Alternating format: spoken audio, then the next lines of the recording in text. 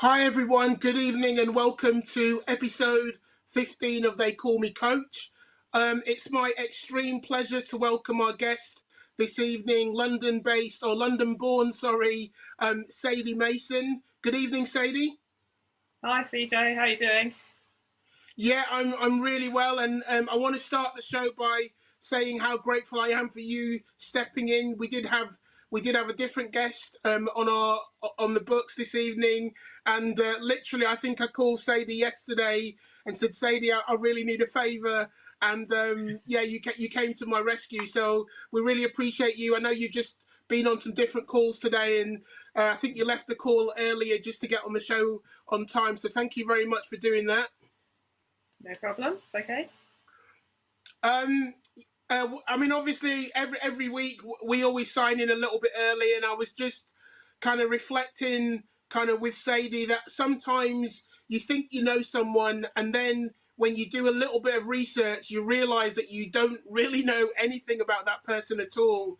And that's kind of particularly weird in this scenario because I have known Sadie for about 20 years, and we first kind of met each other in Brighton. Sadie had just moved there to do a job for a county sports partnership at the time, and was still playing basketball.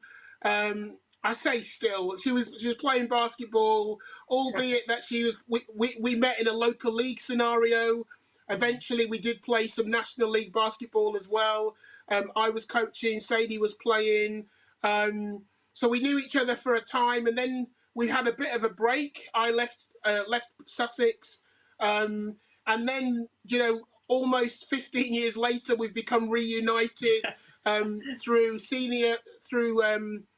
masters basketball, and I've been working with Sadie for the last 12 months or so, and we'll talk, I'm sure, tonight on the show. We'll talk a little bit more about that journey.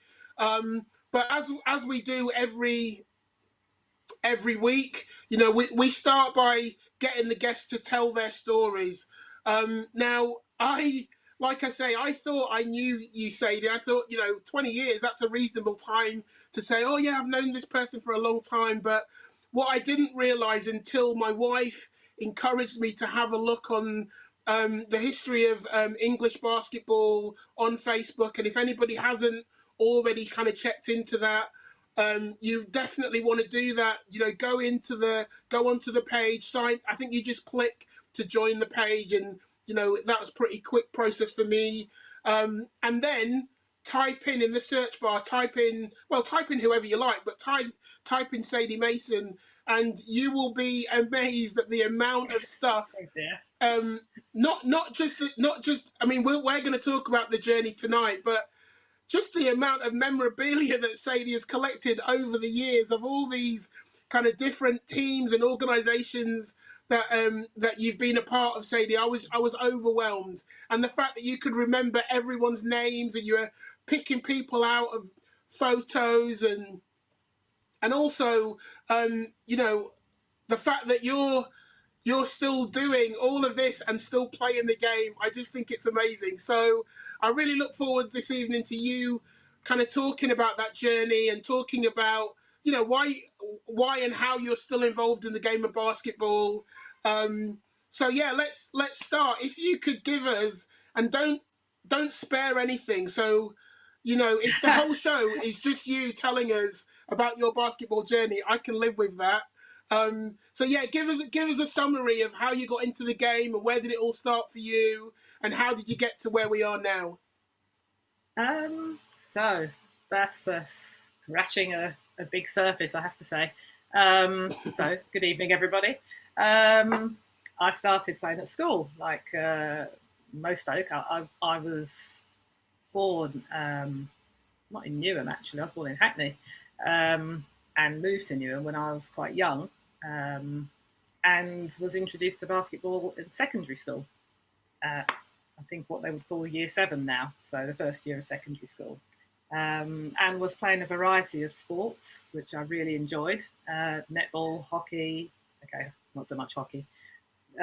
Athletics, and then got introduced to basketball through my PE teacher. There were 2 PE teachers, 2 female PE teachers. I was at Plashet School in East London, And also through my geography teacher, Mr. Goebel. So he used to run the morning sessions that you could go to, get up early and go before class. So that's how I got into it. Was basically poached from the netball team, or half the netball team, or poached from the netball team and introduced to basketball.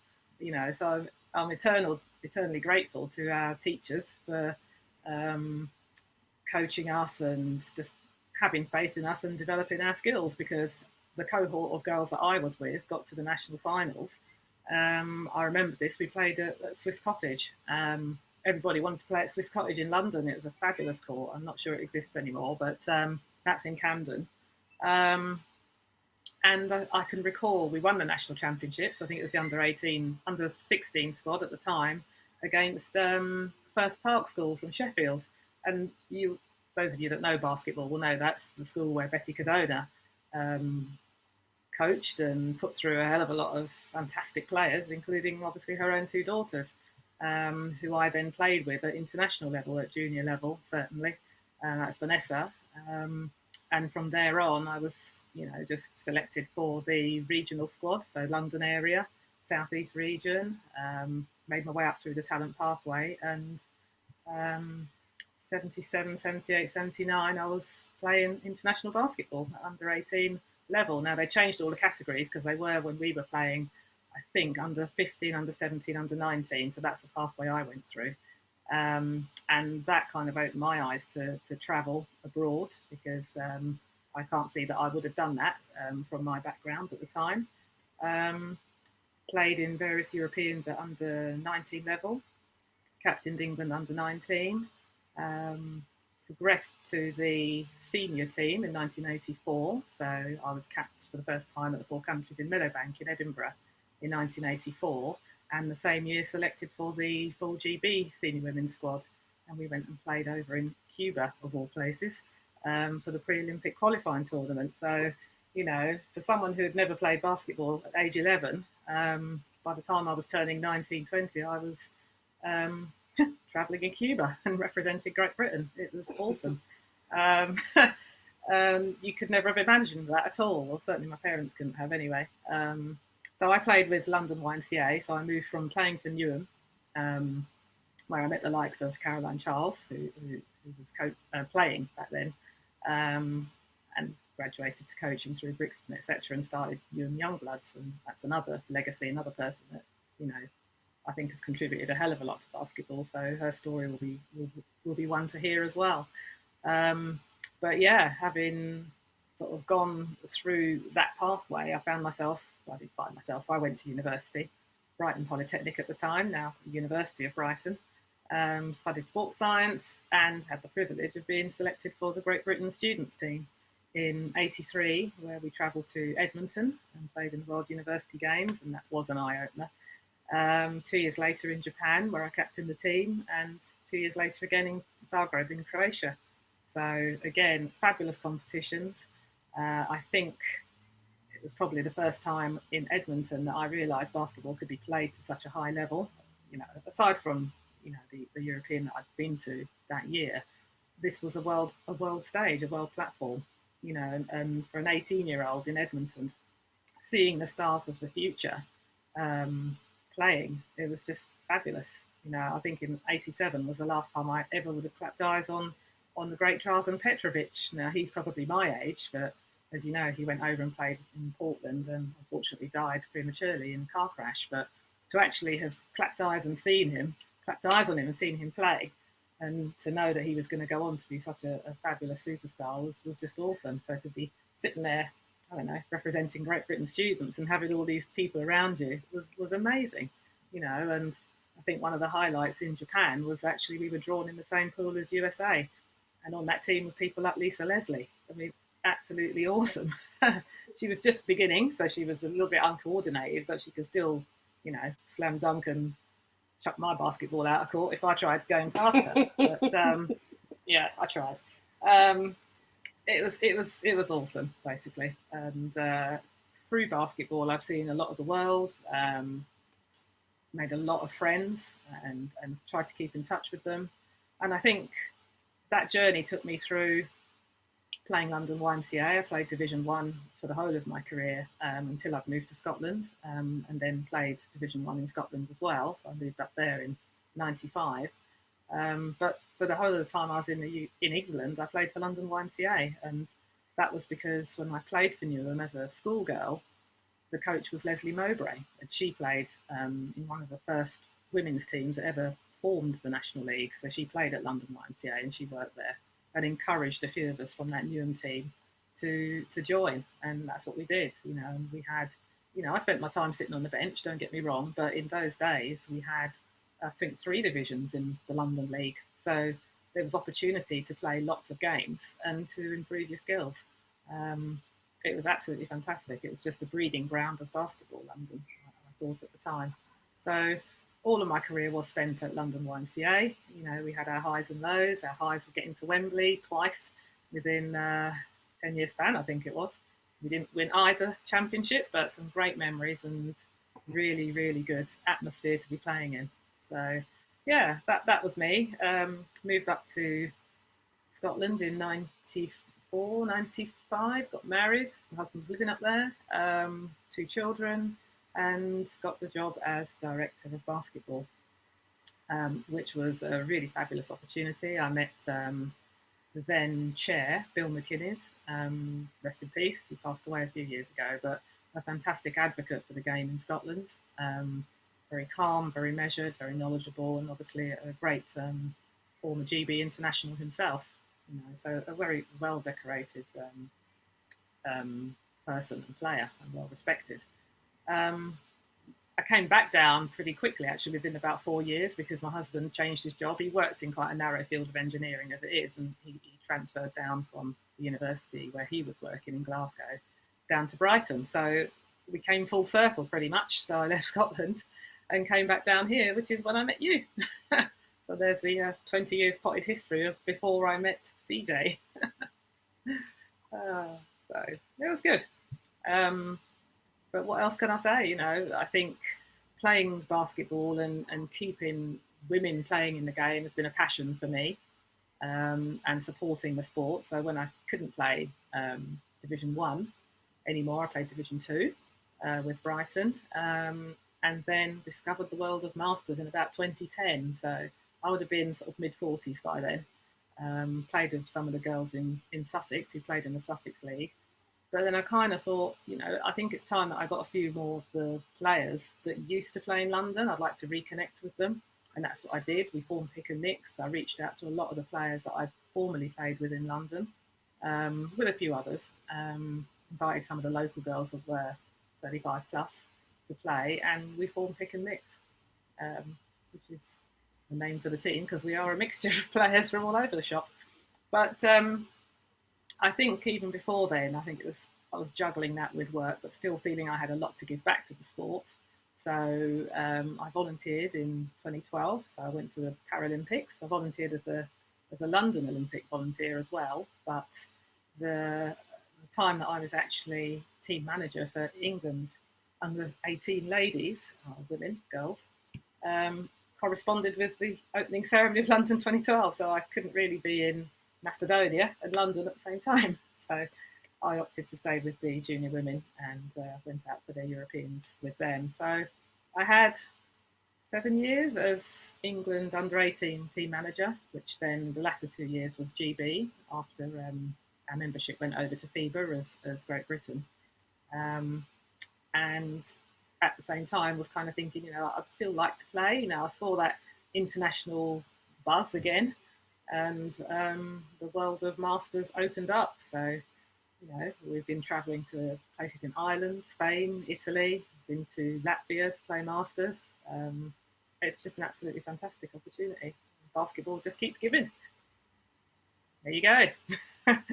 Excellent. Well, if anybody has managed to catch their breath, I mean, I obviously knew about the latter part of that journey, and we still missed lots. There's still lots of stuff that you've actually done, and in the time that I've known you, and I absolutely would say that you've been a fantastic advocate, not just for women in the game, but just for the game of basketball, full stop. And You've always been, really passionate, really enthusiastic, but also super professional. And I from afar, like, you used to work, you used to be based at Brighton University. I used to work at Sussex University. For anybody who knows the area, they know there's a big dual carriageway, and we used to, we often used to share kind of ideas and thoughts. And I'd come into your office, and then we got to know each other through basketball as well, which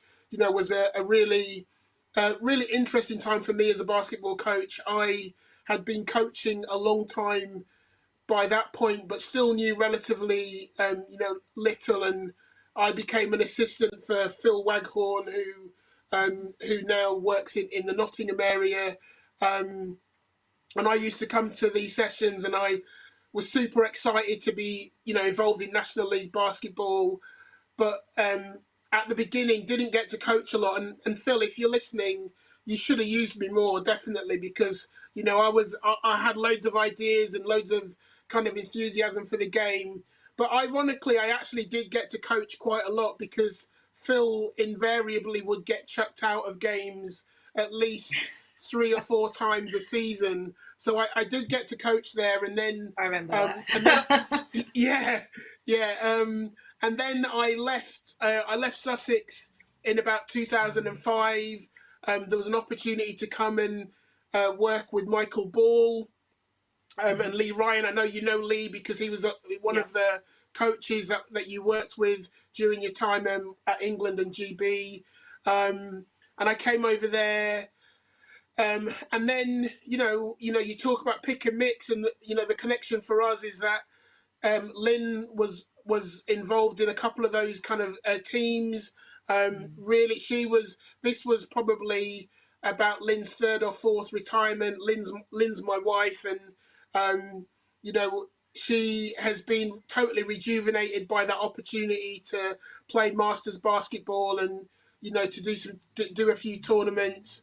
And then last year we heard that there was going to be another. Well, I guess I want to rewind a little bit, because so last year we, myself and Lynn, decided that we wanted to be part of this year's cycle of preparation going towards the 2020 Europeans. But prior Hmm. to that, you guys, I think in 2018, went to the World The World Championships. Can you Championships. Yeah. tell me a little bit about that?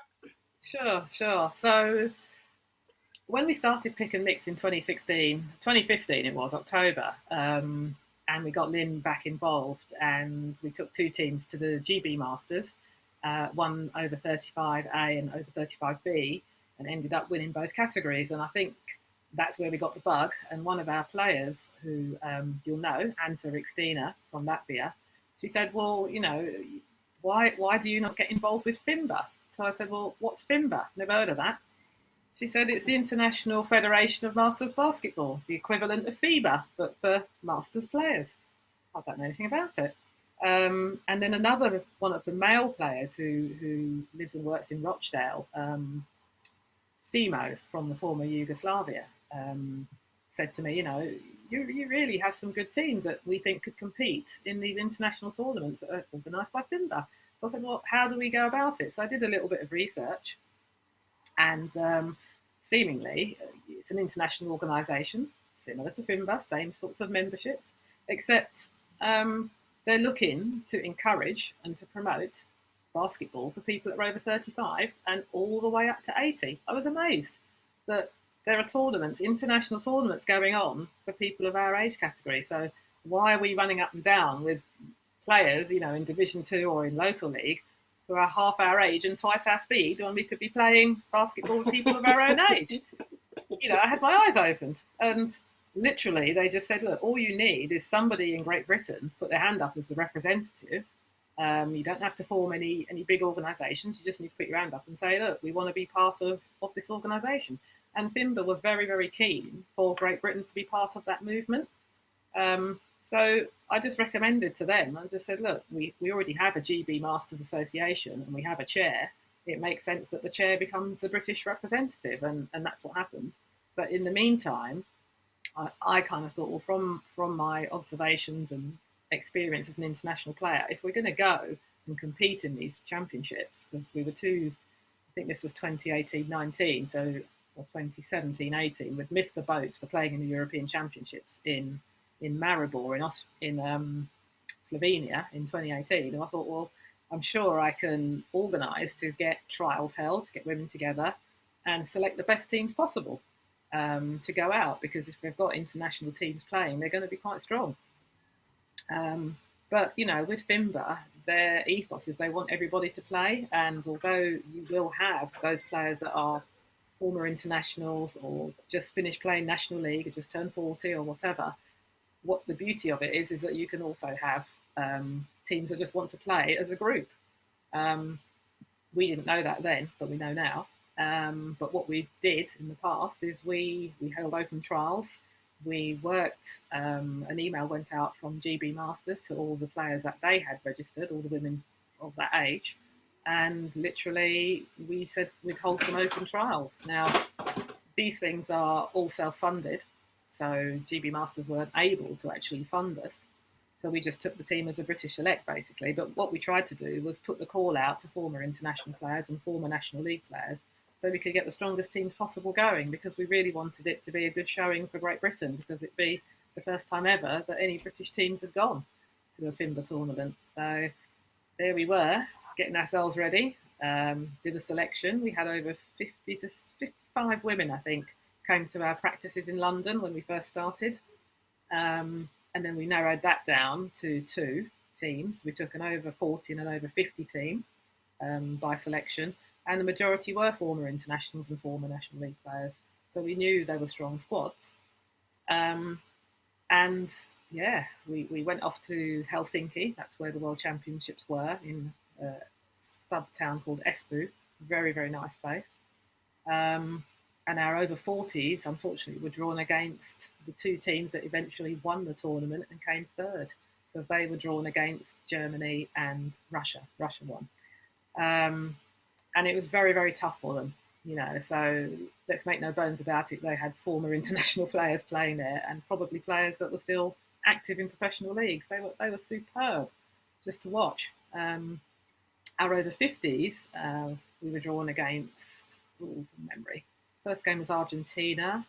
Second game, I think, was Colombia, and then Austria, and we won all of those. The Austrian one was tough. We got through to semi-finals against the quarterfinals. We played Brazil, you know, and these countries are countries that are previously basketball powerhouses, and we're playing them at age 50 plus. We won that game. We came up against the great Germany. Unfortunately, lost that semi-final, but we had the opportunity, because the FIMBA World Championships will award a medal to the top 14. We were still fighting for medals, you know, and to come away only losing the bronze medal by 1 point, yes, it was gutting.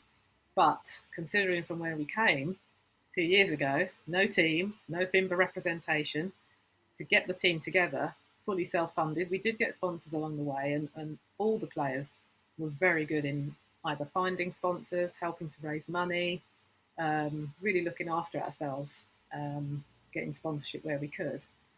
To come away with a 4th place World Championship medal or something else, you know, and something to be celebrated in the Masters fraternity. It was fantastic, and you know, it kind of spurred people on to send more teams. So there are now some men's teams that were lined up to come this year, under the auspices of FIMBA GB, and additional women's teams as well. So this year, for the first time, there would have been, I think, 1, 2, 3, because we expanded to 3 teams. Such was the demand. We've ended up with a 40 plus, a 45 plus, and a 50 plus team.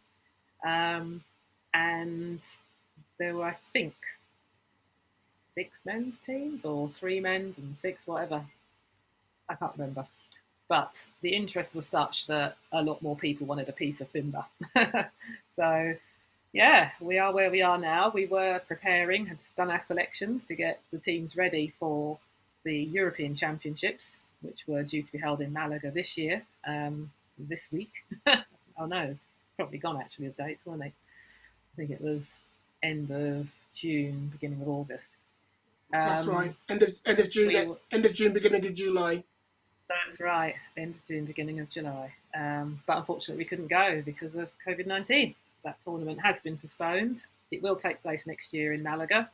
So as soon as we get the all clear, I mean, I know Basketball England have now gone to level two, government have approved that, but it's going to be a slow return to the courts because obviously there's lots of precautions we have to put into place to ensure the safety of players and coaches and the staff that work with us. You know, we were fortunate enough to have qualified physiotherapists supporting our team out in Helsinki last year, and we've retained that squad, and we've that group of therapists. We've actually increased it by one, and we've also got a sports science or S&C coach, strength and conditioning coach, working with us who understands what we need at our age, so the load that we should be taking, the repetitions, etc., etc. So it really is like an international setup, and you know, I try and do my best to ensure that people are informed properly, that sessions are organised properly, because it's a big investment from players. It is self-funded, and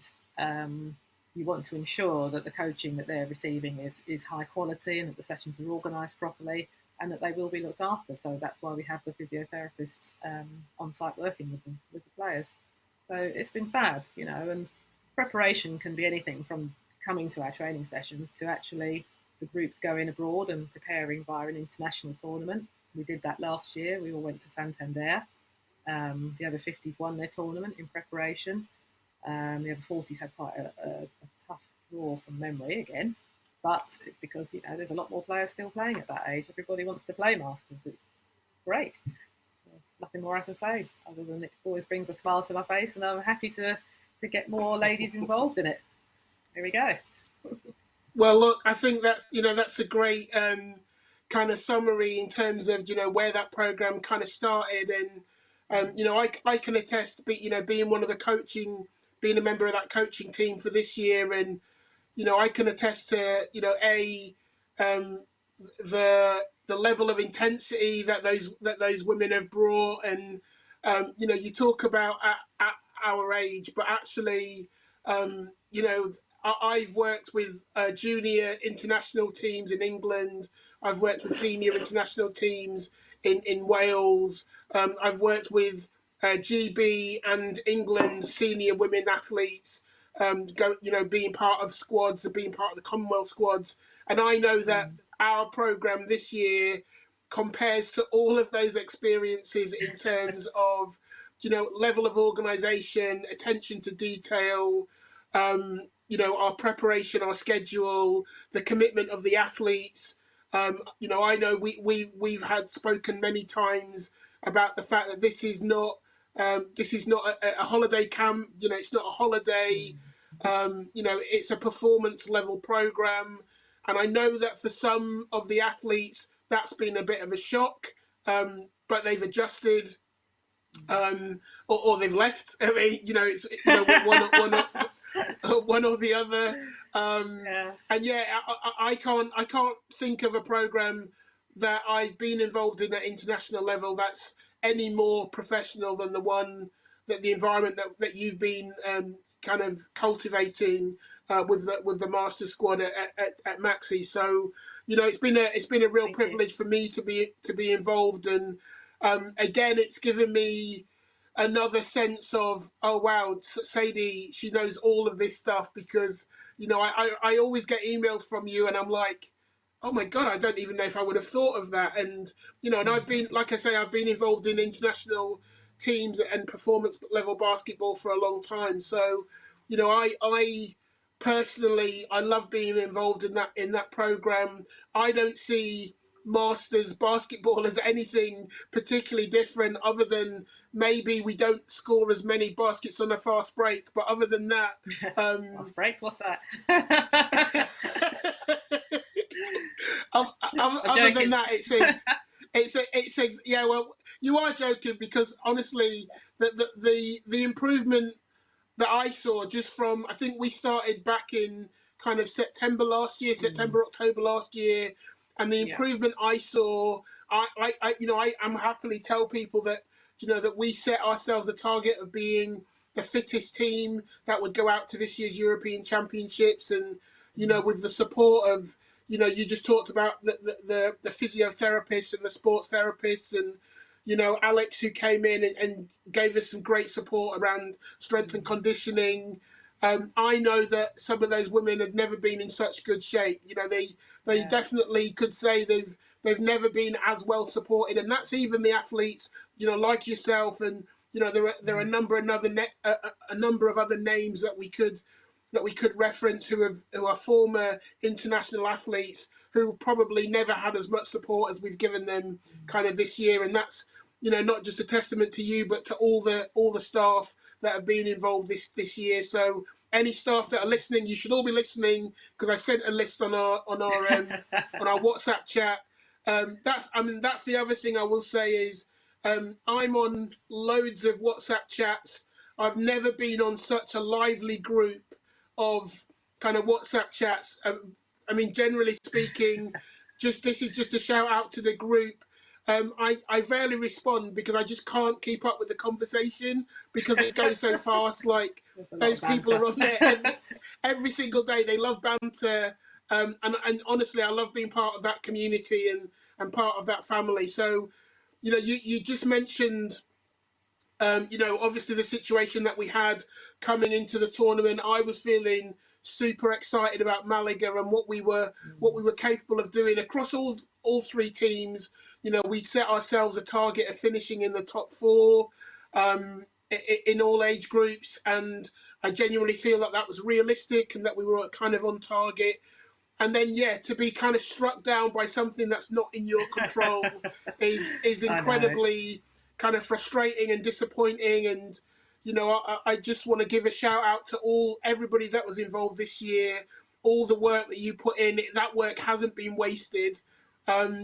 If anything, we've been given another 12 months of preparation to go in even stronger, even more, you know, even more competitive. So I'm laying the gauntlet now, because although we don't have a definitive date for when we can restart because of the, you know, the pandemic, and you know, as basketball, we want to be part of the solution, not part of the problem. So I know how excited I was this week when I heard the announcement that we could start. You know, I think early August, maybe it's August the 3rd, around that time. This Monday. The reality is that you know, we are at the mercy of facilities and organisations trying to make themselves ready. So I don't know. It's great that we've had this announcement, and it does mean that we can now work towards a safe return, a safe and responsible return to basketball. But yeah, it will obviously take a little bit of time for facilities to get ready, for organisations, for clubs and teams to be prepared. Definitely. But yeah, I'm super excited to get back on the basketball court. I mean, I know from my personal experience in the last few weeks is this would actually normally be my downtime. So, you know, after Malaga, which would have just extended my season a little bit, we would have definitely had at least kind of 4 to 5 weeks away from basketball, doing other things, catching up with the friends that normally during the season they just ignore you because they know you're going to say, well, I'm at basketball, or I've got a fixture. Yeah, but because of the layoff, everyone's just been chomping at the bit to get on a court. And you know, I've seen pictures of you down at Seaford Beach, shooting hoops. Even, you know, like you say, even though the court's not been particularly well looked after. No.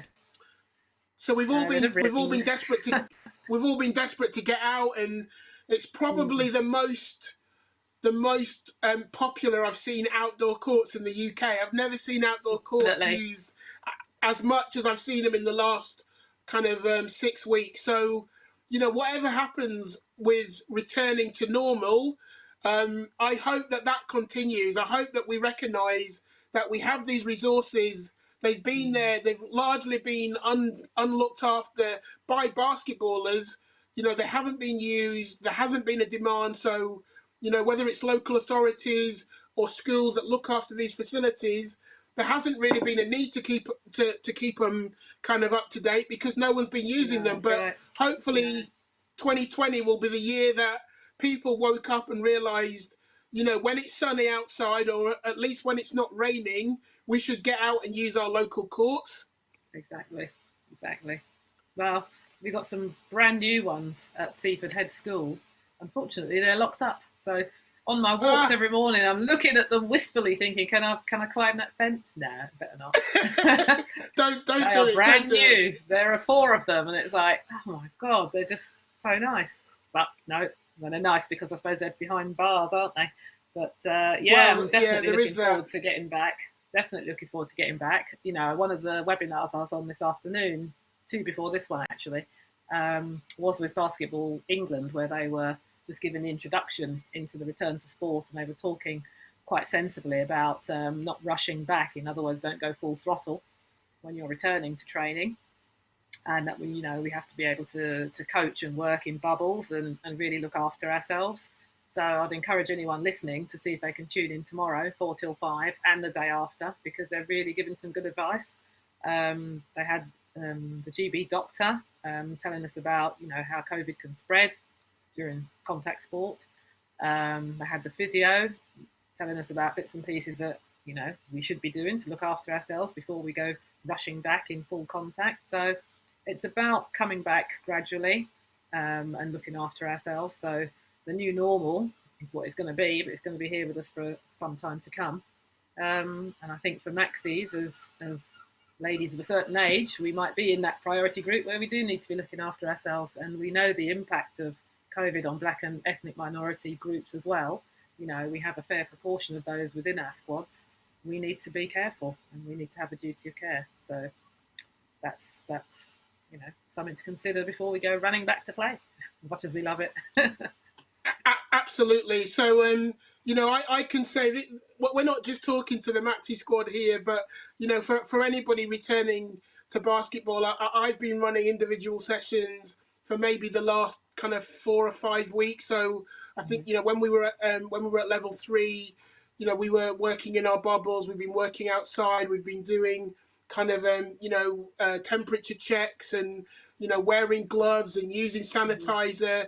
So we've been Yeah. kind of getting ourselves ready for this kind of gradual return. And obviously we've been Mm. social distancing. There's been no contact. And then obviously this week the new regulations have come out, and it talks about, you know, contact, and it talks about the numbers of people that you can have in a venue. Mm-hmm. And I actually was on a call yesterday with some of the staff at Basketball England, and, you Mm-hmm. know, I talked then about how difficult it is to send guidance without some detail, because you know, we've been at level 3 for a number of weeks, and I Mm. know for a fact that there are clubs doing, following the guidelines, but it all looks very different, and that's Mm. kind of dangerous. You know, it shouldn't Yeah. look that different if we're all following the same guidelines. Mm-hmm. Mm-hmm. So I know come level 2, there was a suggestion, and I don't think I'm telling any secrets. There was a suggestion that there will be some resources, some video resources, as well as some other things that will help clubs and organisations like ourselves and teams to make sure that we are doing it gradually, that we're doing it responsibly, that we're That's not good. looking for loopholes, Mm-hmm. but we're actually trying to do the right thing, because, you know, we know how much there has been talk about a second wave. We don't want sport to be the match that starts that fire. You know, we No, want that's right. sport to have done its due diligence, to follow the rules, follow the guidance, and actually be, you know, be great examples of best practice. You know, Mm. on the flip side, you know, for me, obviously, I've missed being on a court and stuff, and I've put on my own. The reason I have to only video this part of my body is because there's a bit of lockdown weight going on below here. So, you know, I know that you can't just rush back, as tempting as it No. is. And, you know, kudos to everybody else who has really used this time to get in great shape. I bumped into one of my club coaches today, and she's gone on a tear, and looks amazing. Looks like she's lost Wow. 25 pounds. And, you know, so I can honestly say I haven't done that, but I've been looking after my mental health and Mm-hmm. some other things as well. But yeah, we started speaking to our athletes about a kind of gentle return, getting our bodies physically ready, getting our minds physically ready, Yeah. not trying to do too much too soon. Um, but there is a return to basketball on the horizon. I'm super Yeah. excited Excited. for Yeah, I can everyone. tell. Yeah, I No, it'll am. be I good. am. It will be good. I'm just looking forward to it, really. So I think as soon as I've sort of just listened to the webinars that Basketball England have put out, because they are useful, we'll start to think and plan, what the return looks like for GB Maxis. But in the meantime, we'll just keep ourselves active and keep in communication with each other. So, it's been good. And look, since we have, we did just mention that the GB Maxi program is self funded, but we do look for, this is really shameless, but it's my show, so whatever. We are always looking for sponsors. We've had some great Oh, sponsors this year who I'm sure are disappointed that we didn't manage to get out to Malaga, but yeah. Malaga 2021. We're going to go full steam to make that a reality. And then, the World Championships, hopefully, I can't remember, is there an update about what's going on with the World Championship date? Well, they've moved all the FIMBA championships on by 1 year. So the World Championships, which should have been in 2021 in Orlando, will be taking place. The dates are published in 2022. So towards the end of August, I think it's the 19th to the 28th of August, 2022 in Orlando, and that will take place in the Disney World of Sport, which I think is where the NBA are living currently. So It is, fabulous, it is, fabulous it is. destination, and definitely, COVID preventing, we'll be preparing to take teams across as well. So, but we'll have to see how it goes, making sure, obviously, safety because of what's going on currently in the States. We don't know how long it will take for that to settle down, and safety is paramount. So, if we have to give America a miss, we have to give America a miss. But no, we will plan as far as Malaga, work hard towards that, and review the situation once we're back from Malaga next year. Well, look, I'm already saving my pennies. Just in case I'm still welcome in that program at that stage. I Of course am. you are. I definitely want to. I definitely want to be ready. So yeah, my passport's up to date, and I've started putting in a few extra pennies towards that trip. And look, Excellent. Sadie, I want to thank you so much. Number one for bailing me out tonight, but actually, it's more than a bailout because your story is fantastic. And I look forward to, like, after every show. Obviously, you can always go back and, if you missed the part of the show tonight, if your phone died or something happened or you didn't just get to it, you can always go back to our Upstreamedia channel on both Facebook and YouTube, and you can catch the show there. We always also do an abridged version of the show where we try and include some of the images, and in this situation, there's no shortage of images to tell this story, that to talk about kind of Sadie's journey and the stuff that's happening now with our FIBA and our masters, kind of our masters organization. So please do come back, catch up, and yeah, thank you so much, Sadie, for joining us You're tonight. welcome. Lovely to chat to you. See you soon. Always, thank you. Good night, everybody. Bye. Enjoy the rest of your Good week. night. Stay safe and be well. Good night. Bye. Okay. Bye.